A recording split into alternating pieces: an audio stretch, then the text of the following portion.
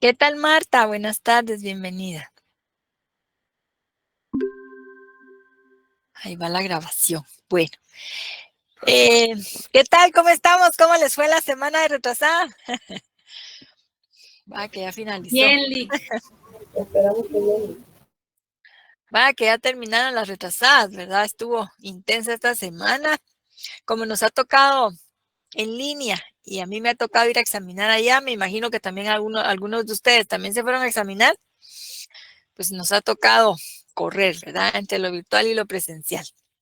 Ok, entonces ya empezó la grabación. Empezamos nuestra clase de hoy.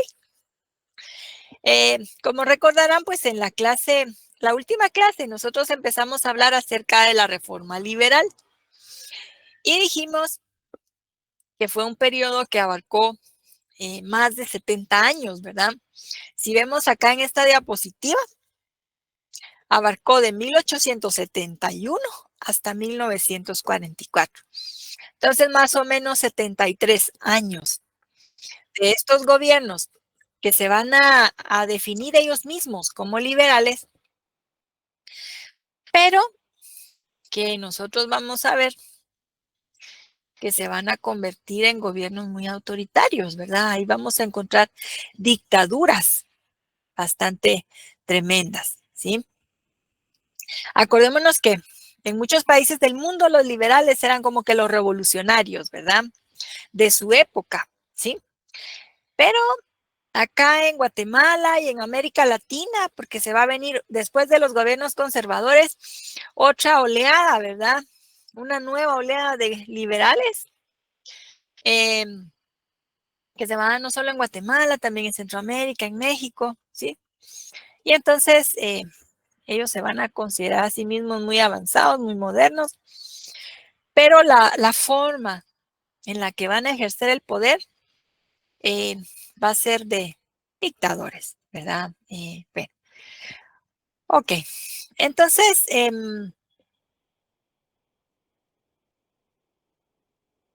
¿se acuerdan que? Bueno, algo que se me está pasando.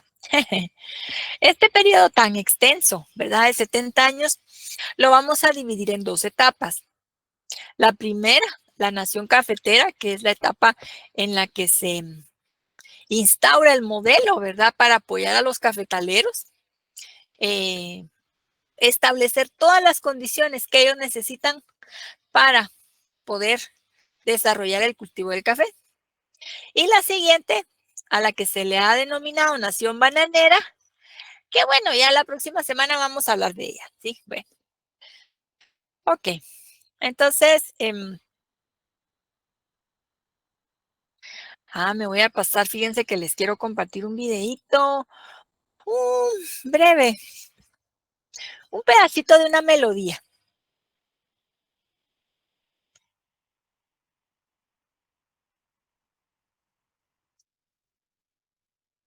Voy a apagar mi micrófono.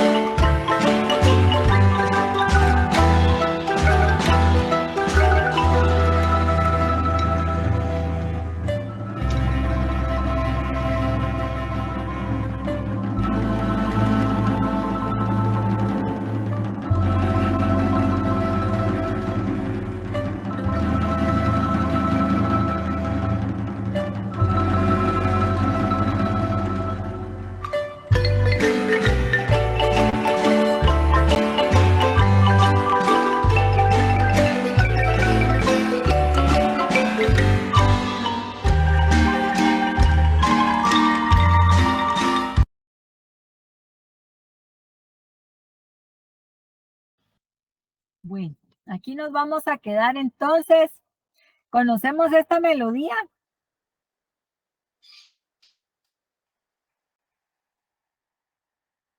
No, Sí, dice Marta. ¿Cómo se llama esa melodía? Mi bella Guatemala, mi gran país. Así es, Daniel. Es mi bella Guatemala, se llama la melodía. Y fíjense que fue compuesta por Germán Alcántara. Él era un músico, compositor muy importante cuando triunfa esta reforma liberal. Y entonces, bueno, también era amigo de Justo Rufino Barrios y él escribe esta pieza, Mi Bella Guatemala. Como ustedes recordarán, pues los liberales querían, son los que le dan mucha importancia a este tema de los símbolos patrios, ¿verdad? Por eso, don García Granados, pues había visto por el tema de la creación de la bandera, del escudo nacional. Y fíjense que en esta época liberal también vamos a ver que se empiezan a, hay un auge importante de composición de piezas para marimba, ¿verdad? Varias de estas pues dedicadas a temas de café, ¿verdad? Como hay un vals que se llama La Flor del Café, ya, ya por el siglo XX también está el Ferrocarril de los Altos y en fin. Pero va a ser una etapa en la que hay mucha producción de piezas para marimba. Y las marimbas van a amenizar las fiestas de la alta sociedad, ¿verdad? De la gente de alcurnia. Ok, entonces, bueno, nos habíamos quedado en don Miguel García Granados, que dijimos que fue el ideólogo, ¿verdad? De esta reforma liberal, o sea, él conocía mucho sobre esta ideología, los principales pensadores y todo, ¿verdad? Y cuando va a estar en el poder, se preocupa por empezar a establecer esos principios liberales. Entre las propuestas más importantes que él llevó a cabo estaría la creación de la escuela politécnica. Como mencionamos, pues le interesaba que hubiera un ejército permanente, ¿verdad? Ya el personal contratado, fijo, ¿verdad? Pero también con oficiales que se fueran preparando en una escuela, ¿verdad? Ya no de manera empírica como los militares anteriores, inclusive García Granados y Barrios todavía, ¿verdad? Eran de esos. Ok. Entonces, resulta que los cafetaleros querían a un gobernante que les garantizara que les iba a brindar todas las condiciones que ellos necesitaban para poder cultivar el café. ¿Se acuerdan ustedes cuáles eran esas condiciones? ¿Qué necesitaban los cafetaleros o estos nuevos productores para poder desarrollar el café?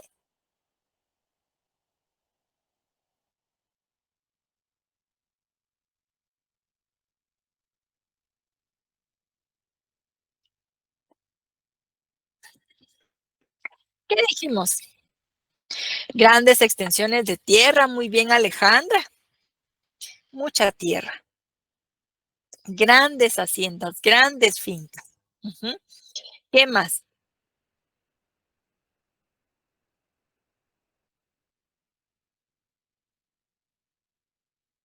A ver, miremos ahí en los apuntes. Esa presentación no se las he compartido, ¿verdad? Yo creo, pero sí les compartí la de los conservadores. Sí, y ahí está lo de la grana al café, ajá. Muy bien, bastantes trabajadores, ¿sí? Entonces, mucha mano de obra, grandes extensiones de tierra, créditos. ¿Qué más? ¿Alguien encendió su micrófono?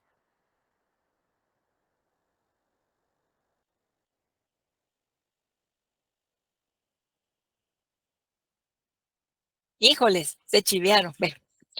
Entonces, para los cafetaleros era Barrios, ¿sí? Justo Rufino Barrios.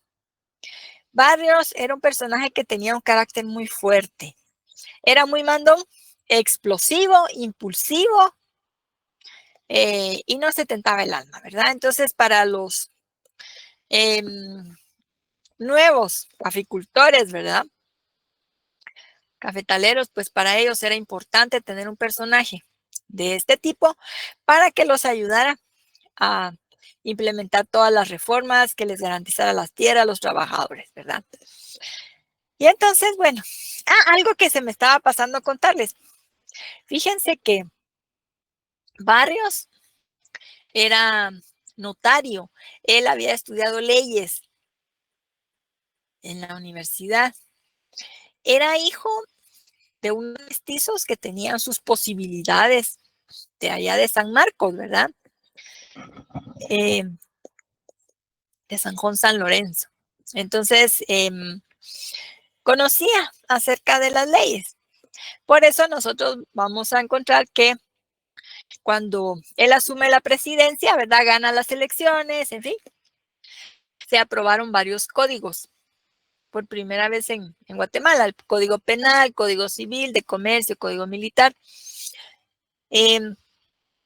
Además, surgen los primeros bancos, como Banco Nacional de Guatemala, el Banco de Occidente, ¿verdad? Allá en Quetzaltenango, también surgió un banco hipotecario, ¿verdad? Entonces, surgen los primeros bancos, ¿verdad? Para garantizar esos créditos.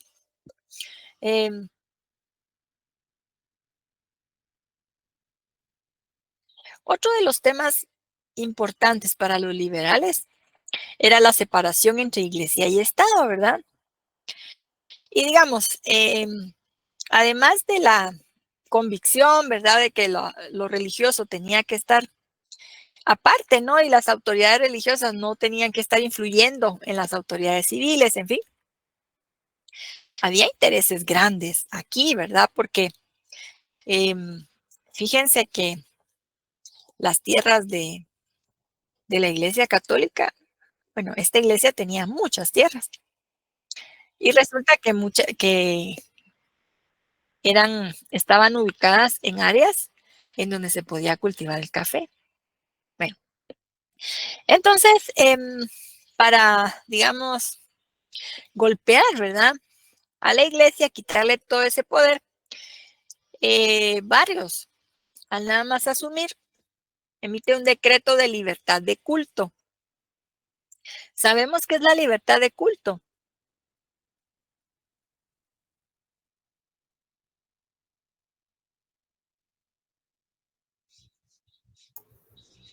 ¿Cómo dijo Lex? La libertad de culto. Mi compañero levantó la mano. Aquí está don Edwin. Sí, ¿qué dice don Edwin? Buenas tardes. Buenas tardes, licenciada. La libertad de culto es una garantía constitucional que permite a cualquier ciudadano creer o hacer cualquier credo de acuerdo a su interior. Es una libertad consagrada en la Constitución que nos permite, o ser católicos, ya no ser la religión oficial del catolicismo, sino cualquiera. Ahí fue cuando con los liberales entraron los misioneros de Estados Unidos y otras religiones. Así es, don Edwin, muy bien. Entonces, también acá los compañeros en el chat dice, poder practicar cualquier religión, la que le da libertad de creencia en la religión que quiera, formar parte de otra organización religiosa. Entonces, fíjense, se va a expulsar al arzobispo, se va a declarar que las órdenes religiosas quedan prohibidas, disueltas, ¿no? Entonces, se saca de conventos, de monasterios a todos los religiosos, ¿verdad? Además, bueno, de que se decreta la libertad de culto. Entonces va a ser justo Rufino Barrios quien invita a este ministro que ven acá, este señor, John Clark Hill, de la iglesia presbiteriana. Y entonces él llega a Guatemala y funda la iglesia presbiteriana central, que todavía existe, todavía funciona y está ubicada muy cerca del Palacio Nacional, está en la parte de atrás, ¿verdad? Muy cerca de Casa Presidencial. Claro, en esa época todavía no existía ese Palacio Nacional, ¿sí? Digamos que el palacio donde gobernaba el presidente estaba en el Parque Centenario, donde está la concha acústica, pero pues era una ubicación importante, ¿verdad? Porque además también estaba muy cerca de la catedral, ¿sí? Como a 2 cuadras de la catedral. Es muy cerca del poder y de la catedral. Poder civil y religioso. Eliminan también el diezmo. Van a hacer entonces, el Estado confisca esas tierras de la iglesia, también propiedades, digamos, edificios, construcciones que van a ser destinadas a escuelas, a edificios públicos, ¿verdad? Y pues las tierras para los cafetaleros. En cuanto al tema educativo, que va a ser bien importante en el gobierno de Barrios, retoma este tema que va a ser fundamental para los liberales, de la educación pública, laica, obligatoria, ¿verdad? Gratuita, en fin. Y entonces se construyen varias secundarias, ¿sí? Varias escuelas secundarias. Escuela primaria, pues se había tratado de instalar en cabeceras departamentales, pero las secundarias estaban concentradas en la capital. Entonces, se construyen secundarias en Quetzaltenango, en Chiquimula, en la Antigua, los famosos institutos, ¿verdad? INSO, INBO, ¿verdad? Son de esa época. También se crean escuelas normales, ¿verdad? Para formar maestros, que por cierto, lamentablemente en la actualidad, estas escuelas están en peligro de extinción porque con esta reforma que se hizo durante el gobierno de Otto Pérez, transformó la carrera de magisterio en un bachillerato en educación. Esto ha desincentivado, ¿verdad? A muchos jóvenes que querían ser maestros, digamos, graduarse rápido del diversificado, empezar a trabajar como maestros y pues ayudarse con los gastos de su familia y gastos de la universidad, en fin. Entonces, como que va camino a desaparecer, ¿verdad? Ojalá que el nuevo gobierno pueda rescatar las escuelas normales. Bueno, entonces en la época de Barrios surge la escuela normal para señoritas Belén, ¿sí? En esa época nosotros vamos a ver que las escuelas son exclusivas para varones o para chicas, ¿verdad? En cuanto a la universidad, se va a dar un cambio importante en la San Carlos porque va a ser en esa época en la que se organiza la universidad por facultades. Digamos que anteriormente, pues sí existían 4 carreras ya, ¿sí? Estaba leyes, teología, estaba medicina, estaba farmacia, pero todos funcionaban bajo una misma dirección, ¿sí? Estaban todas juntas. Y entonces, al crear esta nueva organización por facultades, lo que hizo Barrios fue establecer, bueno, cada carrera va a tener sus propias autoridades, ¿verdad? Y se va a organizar a su manera. Entonces, prácticamente deja establecido ese esquema que da pie a la universidad que conocemos en la actualidad. También fundó la Facultad de Occidente, que es el inicio de lo que ahora existe en Shela, ¿verdad? Como CUNOC, el CUNOC, Centro Universitario de Occidente.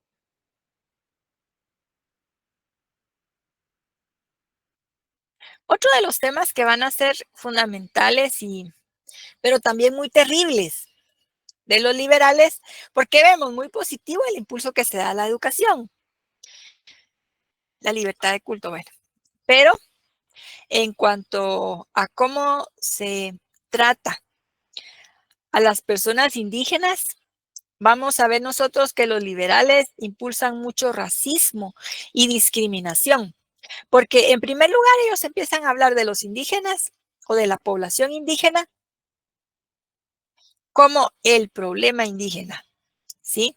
Entonces, esto se refiere a que para los liberales la culpa del atraso en el que estaba sumido el país era de la población indígena. Es decir, bueno, tenemos un 70% de población indígena que todavía, bueno, así planteaban los liberales, ¿verdad? Que todavía conservan esos sus trajes, que su idioma y que esas sus costumbres, en fin, que son costumbres atrasadas, y eso incide.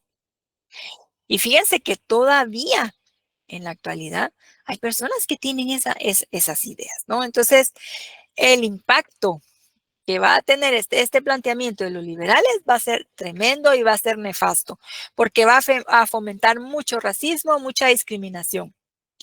Vemos acá en no sé si se alcanza, se distingue, se alcanza a ver bien. Fíjense que les traigo 2 artículos del decreto 244, en el que se establece que la clase indígena tiene que vestirse a la usanza de usar la vestimenta que usan los ladinos.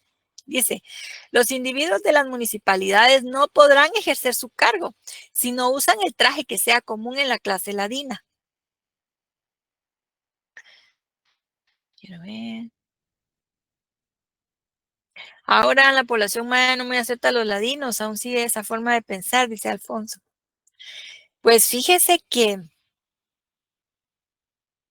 realmente este planteamiento de Barrios era en el sentido de ir quitando las costumbres indígenas, ¿verdad?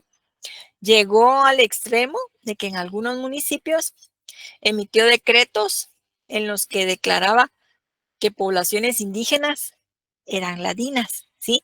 Por ejemplo, ese es el caso de San Pedro, San Marcos, ¿no? Y otros municipios, ¿verdad? Como para decir bueno, esas costumbres atrasadas, ¿sí? Absurdas, ¿no? Tienen que desaparecer. Y entonces vemos acá, decía, bueno, todos aquellos que pertenezcan a municipalidades indígenas, ¿verdad? Ayuntamientos indígenas, tienen que empezar a vestirse al estilo ladino. Además, establece, bueno, procurarán de una manera prudencial y paulatina que los indígenas vayan dejando sus costumbres y salgan del estado abyecto en que se encuentran y no se les permitirá vagar por los montes sin residencia fija, obligándolos con ese fin de habitar en poblado. ¿Qué significa abyecto? A ver, busquemos en el diccionario. ¿Qué significa abyecto?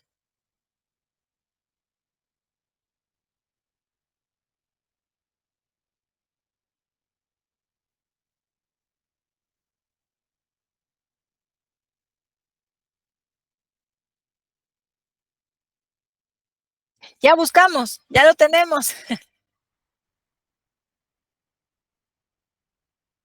Bajo o vil, dice Marta. Ruin. Entonces, para que veamos que de manera muy despectiva, despreciable también, ¿verdad? Es otra de las. Entonces, una forma muy degradante, bien como menciona ahí Alfonso, ¿verdad? Sí, en la que se empieza a tratar, ¿verdad? A referirse a las poblaciones indígenas. Pero claro, esto va a ser la antesala para empezar a decir, bueno, entonces pues los tenemos que convertir en trabajadores de las fincas de café, ¿verdad? Tienen obligación de ir a hacer patria allá a trabajar, en fin. Ok. En cuanto al modelo de gobierno que manejaron los liberales, bueno, que empezó en la época de Barrios, era un tipo de gobierno centralizado y militarizado. Fíjense que los gobernadores que se nombraron eran jefes militares. Entonces, prácticamente los destacamentos militares eran las gobernaciones, ¿no? Porque entonces esos jefes militares con sus soldados eran los encargados de gobernar, ¿no? En el departamento y también de garantizarle a los finqueros, de enviarles a los jornaleros, a los campesinos que fueran a trabajar a sus fincas, ¿sí? Y estos soldados también estaban ahí vigilantes porque en esa época tampoco había una libertad de locomoción, ¿verdad? Digamos que si un campesino tenía que estar trabajando en una finca por aquí, por Milpas Altas, ¿no? La antigua, Zacatepeques, estaba asignado para trabajar en esa finca, pero andaba baboseando allá por el puerto o en Oriente, lo agarraban y lo regresaban, ¿verdad? Hasta donde tenía que estar trabajando. Entonces, era un sistema muy terrible, ¿verdad? De control sobre esa población campesina, pobre e indígena, ¿verdad? Otro de los temas que va a regresar acá va a ser el tema de la traerse a europeos a colonizar áreas del país. ¿Recuerdan ustedes que en época de Mariano Gálvez, él invitó a ingleses para que vinieran, ¿no?, a las Verapaces? Pues eso no le funcionó, ¿verdad? Los ingleses pues no se quedaron allí. Pero justo Rufino Barrios retoma ese tema. Y como había un señor alemán que ya tenía muchos años haciendo negocios aquí, le iba bien y todo, y era, sí, bastante discriminación. Se fomenta, ¿verdad? Desde el gobierno de Barrios. Y entonces, fíjense que este señor alemán era Rudolf Klee. Él pues había, desde el periodo conservador, había llegado a Guatemala, se dedicaba al cultivo del añil, de la grana, tenía ahí sus propiedades. También había sido contratista del Estado, ¿verdad? Ahora que está de moda hablar de eso de los contratistas, porque lo habían contratado en algunas ocasiones para abrir algunas brechas, caminos, ¿no? Entonces, hasta le había prestado dinero al gobierno de Carrera. Entonces, era una persona que tenía muchos contactos, ¿verdad? Y cuando Barrios creó un comité de inmigración para empezar a ver cómo invitaban europeos, ¿no?, que vinieran. Luego también se crea esta ley de inmigración. Don Rudolf Klee, rapidito, ¿verdad? Y Raudo ni perezoso dijo, bueno, yo tengo contacto con mi gente allá en Hamburgo y hay una compañía de colonización, en fin, entonces hagamos trato, ¿sí? Se suscribió entonces un tratado Montúfar, von Bergen, ¿verdad?, entre un representante de Guatemala, uno de allá de Alemania, de Hamburgo, para garantizar muchos beneficios para estos ciudadanos alemanes que quisieran viajar a Guatemala. Según ellos, bueno, para modernizar el campo, van a llegar a las Verapaces, estos señores alemanes, firmaban un contrato allá en Hamburgo, ¿sí? Y a partir de ahí se supone que ellos aceptaban la nacionalidad guatemalteca. Además, el gobierno les pagaba el viaje, el gobierno de Guatemala les pagaba el viaje con toda su familia y les daba tierras gratis y herramienta. Entonces, esto fue muy, muy terrible, ¿verdad? Llegaron a las Verapaces. De hecho, pues ellos producían bastante café, ¿verdad? También en Quetzaltenango, en algunos otros lugares, ¿verdad? Dentro de lo tremendo también, ¿verdad?, que de las implicaciones de traer a esos extranjeros, estaba también el tema que se empezó a manejar, y estaba viendo que se los puse ahí en la presentación, ya no me recordaba, esto de mejorar la raza, ¿verdad?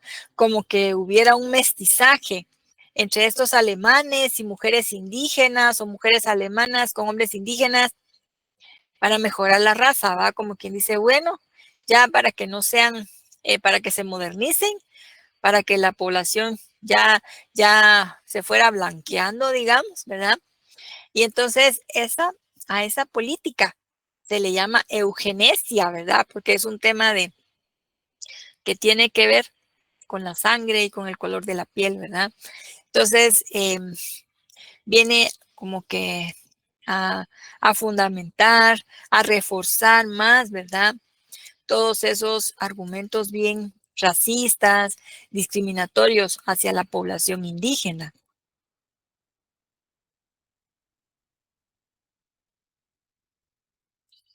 Aquí podemos ver algunas fotos, por ejemplo, bueno, acá, esta ya no se mira muy bien, pero es este señor Düsseldorf, que fue el primero que llegó a Alta Verapaz.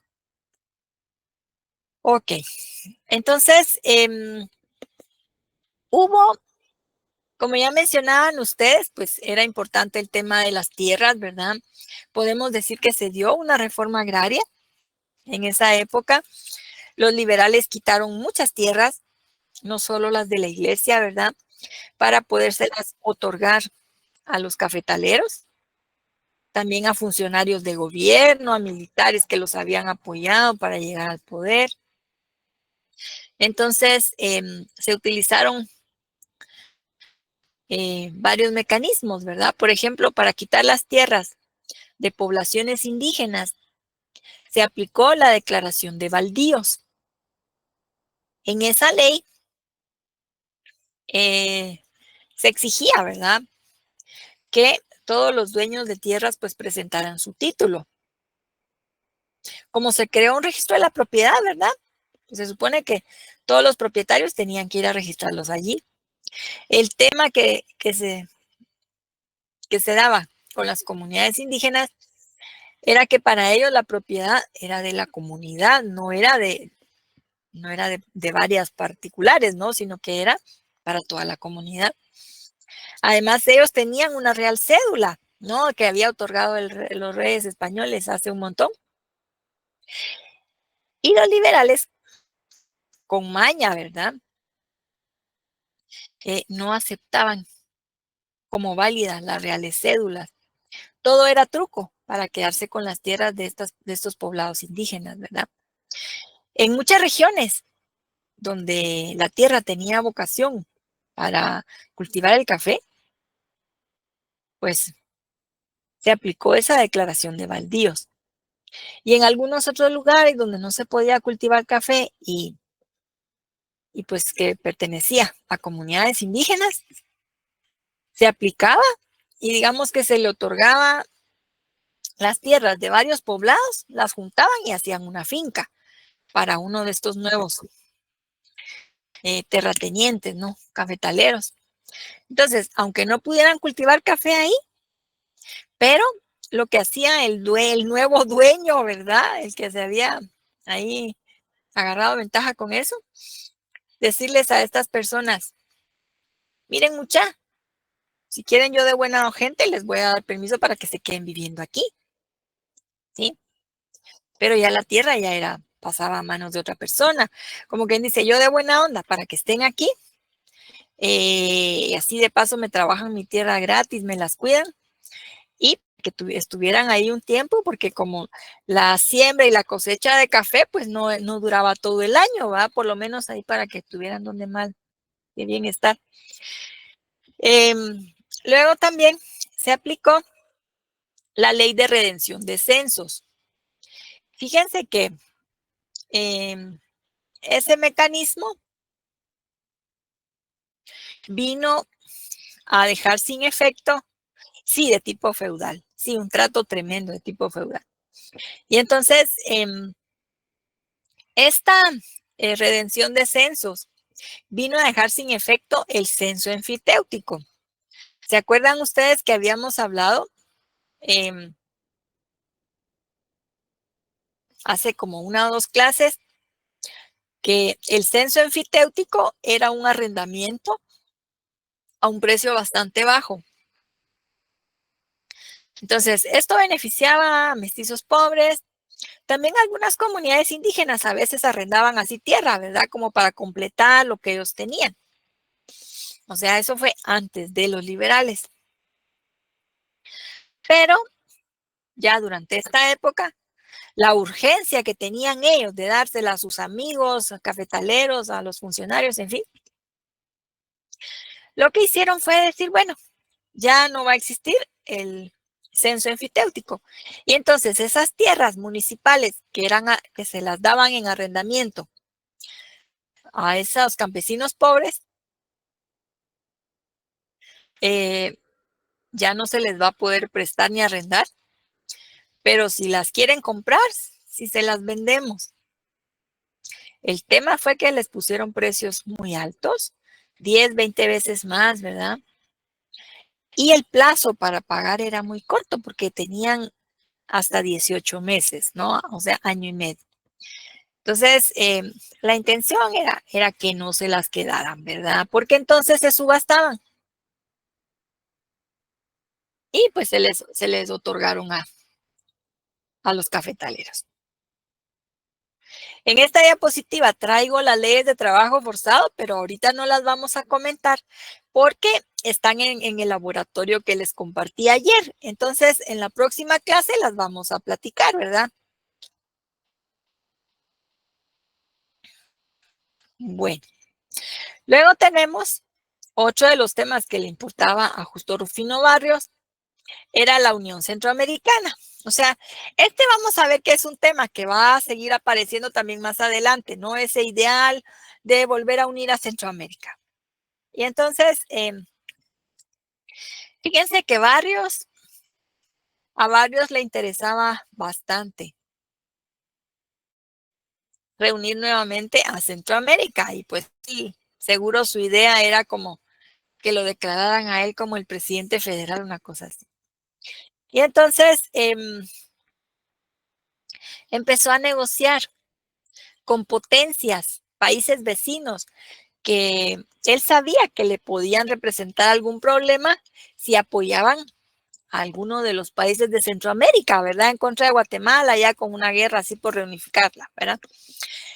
Entonces, pactó con México. Fíjense que con México, ay Dios, con México lo que hizo fue decirles, bueno, les voy a entregar Soconusco de manera definitiva y renuncio a cualquier reclamo. Soconusco era una parte de Chiapas que todavía era parte de Guatemala. Y Barrios llegó y les dijo, miren, aquí yo se los devuelvo, yo se los entrego, ¿no? Y ya renuncio a cualquier reclamo. Cuentan las malas lenguas que fue a cambio de rifles, ¿no? De armas que les dieron los mexicanos.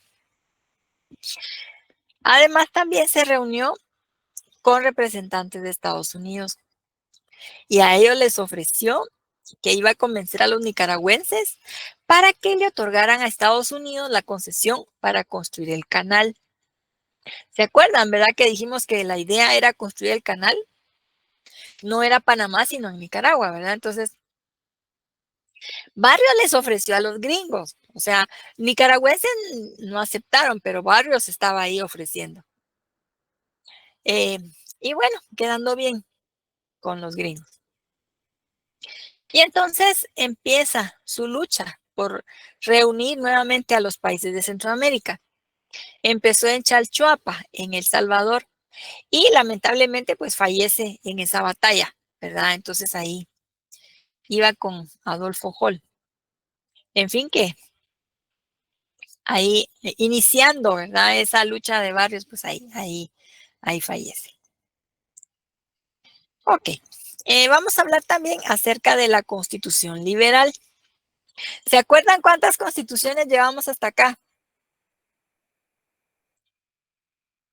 4, 4, dice Alfonso. A ver, ¿cuáles? La primera.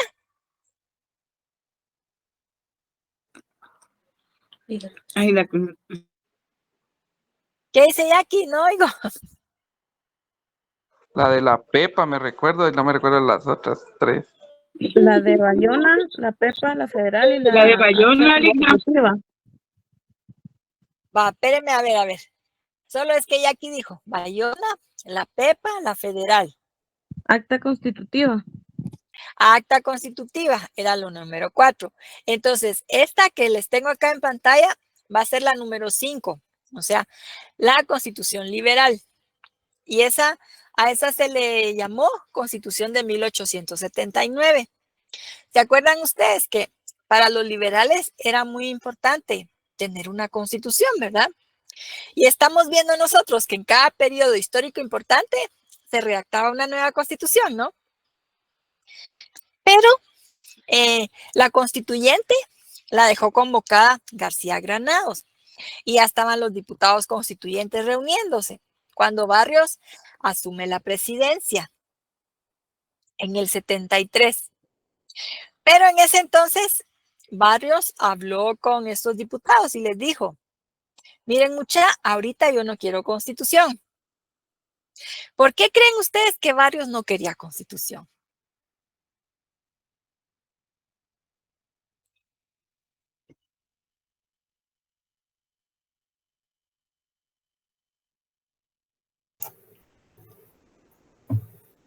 ¿Qué dice don Edwin?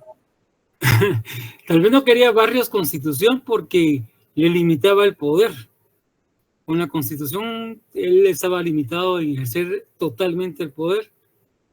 Y estimo yo, no sé, licenciada, exactamente. Sí, don Edwin, así es. ¿Qué dice Jessica? Buenas noches a todas y a todos. Licenciada, a mí me surge una duda con el tema del mestizaje. Si los mestizos venimos de la colonización, creo que dijo, ¿de dónde provienen los indígenas? Gracias. Ah, gracias, Jessica.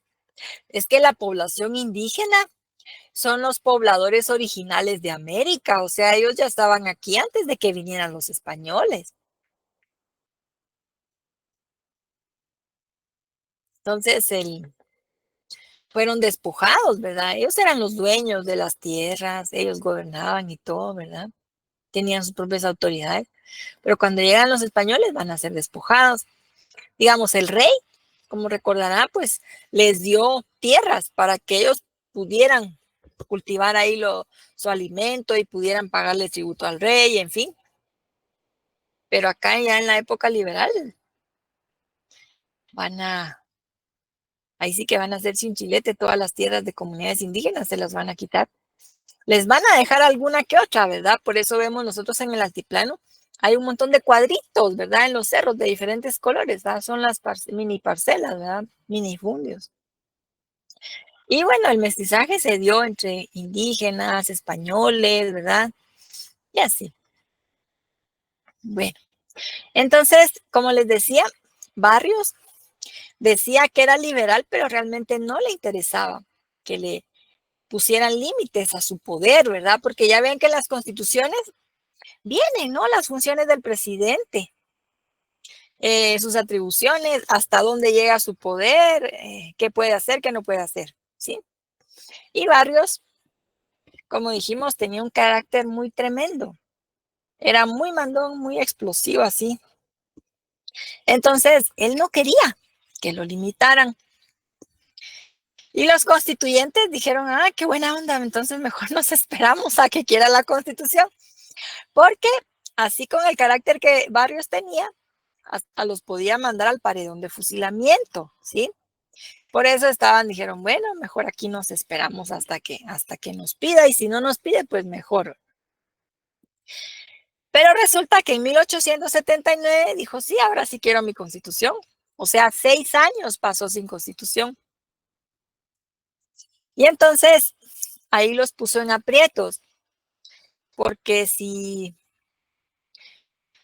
ellos creaban un documento constitucional que no le gustara a Barrios, que le pusiera muchos controles, que le quitara poder, Barrios sí los iba a mandar a fusilar, ¿verdad? Por eso se decía que los constituyentes hicieron una constitución que era como una jaula con hilos de seda para contener a un león africano, ¿verdad? Que realmente eso pues no lo puede detener, ¿no? Y fíjense que ellos fueron brillantes, realmente fueron muy creativos, porque en el artículo 39 le dejaron a Barrios la llave del cerrojo, ¿verdad? Del candado para entrar y salir de la ley cuando él quisiera. Porque, miremos acá qué dice.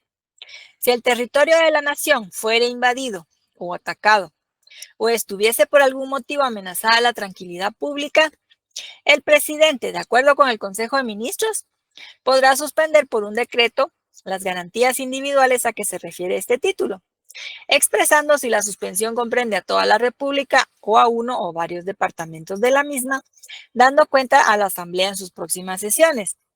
Obviamente varios hacía lo que le daba la gana, ¿verdad? No era el Consejo de Ministros. Pero fíjense, entonces, el presidente podía decir, está en juego la tranquilidad del país, la estabilidad, la paz social. Y emitía un decreto. Con ese decreto suspendía los derechos de las personas. Y entonces si los metían presos, si los torturaban, si los golpeaban, en fin. No pasaba nada porque él tenía ese derecho porque ahí estaba su decreto. ¿Sí? Y este artículo 39 es la base de una ley que varias décadas después se aprobó, que es la Ley de Orden Público, la que establece el estado de calamidad, estado de sitio, ¿sí? Estado de excepción, ¿verdad? Bueno, vamos a hablar acerca también de este otro presidente, que era sobrino de Barrios. Fíjense que cuando fallece Barrios, va a gobernar, creo que fue Manuel Lisandro Varías, ¿verdad? Y posteriormente, José María Reina Barrios. Nosotros en este periodo liberal no vamos a abarcar todos los presidentes, vamos a ver los más relevantes, ¿sí? Bueno, ya hablamos de Barrios, que como les decía, va a ser la primera dictadura liberal. Ahora vamos a tener a este señor conocido como Reinita, porque era chaparrito, así le decía, sobrino de Barrios, hijo de una prima de Justo Rufino Barrios. Y entonces fíjense que él fue el que creó el boleto de ornato, ¿verdad? Por eso nos toca pagar ese impuesto, porque lo creó para embellecer la ciudad. Él estaba obsesionado, quería convertir a Guatemala en una pequeña París, ¿no? Entonces, construyó la Avenida de la Reforma, que en ese entonces se le llamó Boulevard 30 de Junio. Obviamente, como ustedes pueden apreciar, no era lo que vemos en la actualidad, ¿no? O sea, llena de edificios y de unas casas grandes, hoteles y todo eso. Realmente era un área lejana de la capital. La capital abarcaba la zona 1. Y entonces, para dejar constancia, ¿no? de las hazañas que había realizado su tío junto a García Granados, este bulevar, ¿sí? Entonces ahí van las personas a hacer picnic, ¿verdad? Día de campo, el fin de semana. Y los liberales empezaron a comprar los terrenos a los lados para construir sus casas, ¿verdad? Por cierto, la casa de este Reina Barrios estaba ubicada donde ahorita está el Hotel San Carlos, ahí sobre la Reforma. Esa era la ubicación de su casa. Bueno, ok.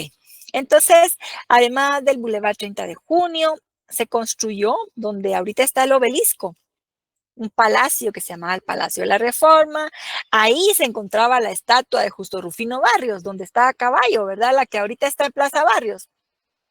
Esa estaba allí, donde empieza, donde está el obelisco, ¿no? Esa plaza del obelisco. Y en ese Palacio de la Reforma.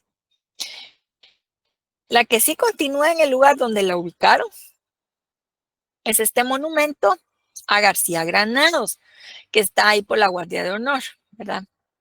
También se construyó este puente viaducto Cantón La Exposición. No sé si lo han visto, ¿verdad? Ahí cerca del centro cívico. El cuartel de artillería, la Guardia de Honor. Salones para la exposición centroamericana. Fíjense que en esa época, en ciudades importantes se organizaban exposiciones internacionales. Digamos en Nueva York, San Francisco, así, en donde se presentaba lo más avanzado en cuanto a maquinaria y a descubrimientos científicos, en fin. Entonces, Reinita quiso organizar una exposición centroamericana acá, bueno, sí la organizó, y construyó esos salones para la exposición, donde ahorita está el Ministerio de Educación en la zona 10.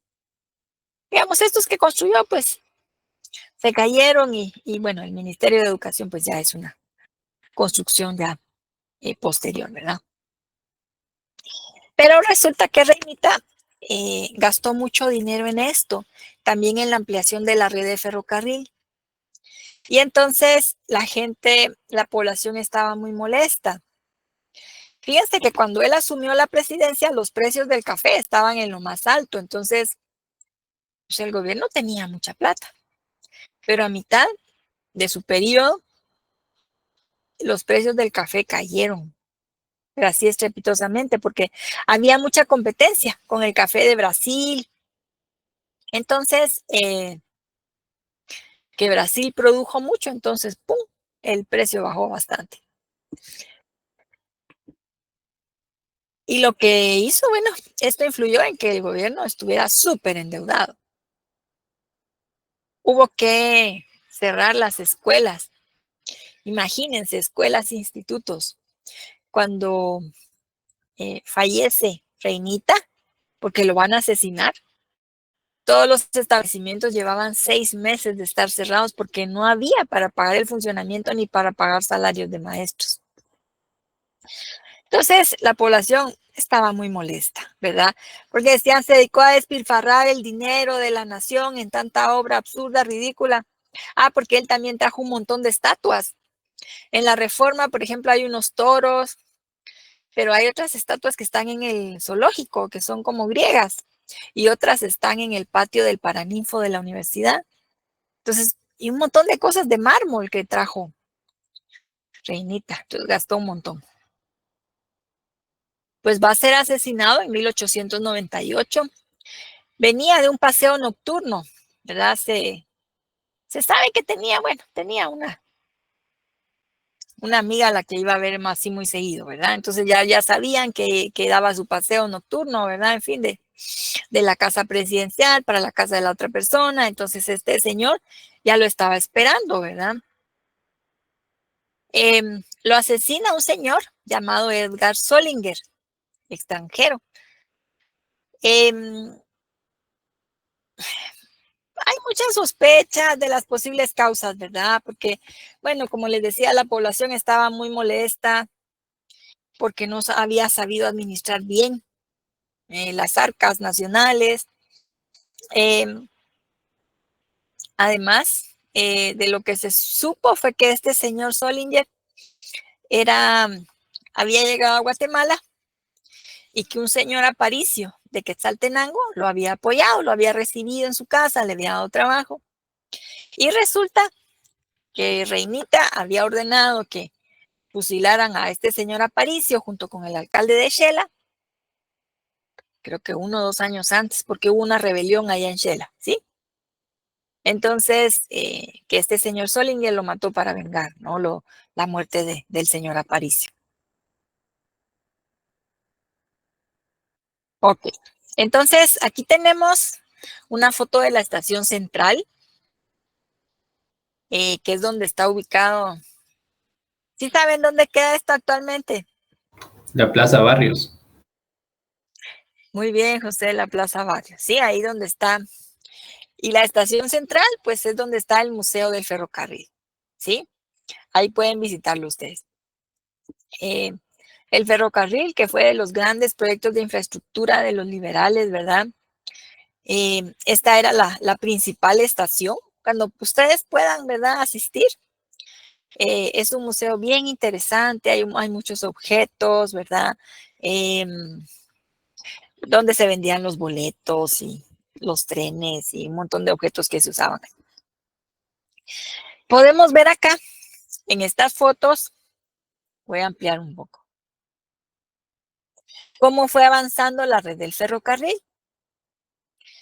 Fíjense que Barrios pues contrató a una empresa estadounidense para que hiciera esos trabajos. Realmente pues no había empresas nacionales que se dedicaran a esto era algo nuevo, ¿verdad?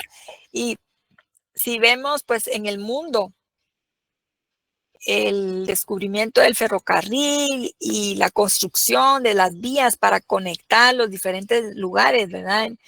en varios países de Europa, en Estados Unidos, se había convertido en una moda que significaba modernidad, ¿verdad? Cambio, desarrollo para los países, ¿sí? Poder trasladar los productos más rápido, mayor volumen, en fin. En Panamá ya había un ferrocarril. Entonces, bueno, varios contratan a una empresa estadounidense y se logró avanzar en 2 tramos, ¿verdad? Del puerto de San José, pasando por Escuintla hasta la capital, y del puerto de Champerico hasta Retauleu. Los 2 siguientes gobiernos, si vemos, Lisandro Varías y Reinita, ¿verdad? Reina Barrios, avanzaron bastante. Porque acá del puerto Cos para Yutla, la frontera con México, en la ruta esta de Champerico, ¿verdad? Un ramal para Mazate. En la ruta del puerto de San José, otro ramal para Cocales. Del rancho en Zacapa para Izabal, ¿verdad? Para Puerto Barrios. De ahí se construyó ese puerto, ¿verdad? En honor a Justo Rufino. Y este otro tramo, Papaljá, Panzós, ¿verdad? En las Verapaces. Entonces hubo un avance bien importante, obviamente bastante inversión, ¿verdad? Por eso ahí Reinita se gastó todo lo que tenía y lo que no tenía. Dejó bien endeudado al país. Pero avanzó. El siguiente gobernante avanzó muy poco. Fíjense, solo conectó la ruta de Cocales hasta Mazate y de la capital para el rancho. Pero a cambio de eso nos vendió, porque Estrada Cabrera otorgó la administración de todas estas vías del ferrocarril con sus estaciones, bodegas y todo, así como también de Puerto Barrios, a una empresa norteamericana, que era la IRCA. Y va a conceder también exclusividad en la exportación de nuestros productos, en el traslado más bien de los productos de exportación de Guatemala a la frutera, a la United Fruit Company.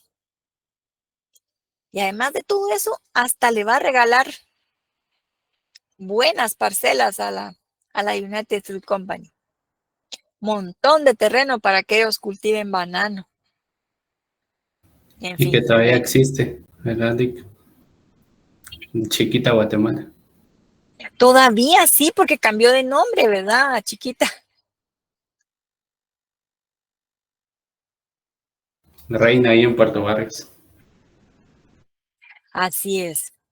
Bueno, entonces aquí nos vamos a quedar. Yo no sé si hasta aquí tengamos alguna consulta o alguna duda.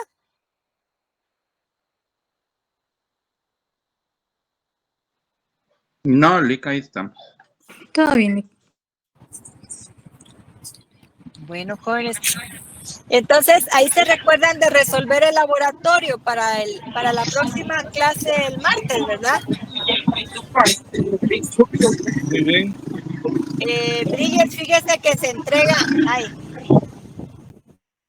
me preguntaba Brilles cuándo se entrega el laboratorio. Para el martes de la próxima semana. ¿Sí? Will encendió escucha.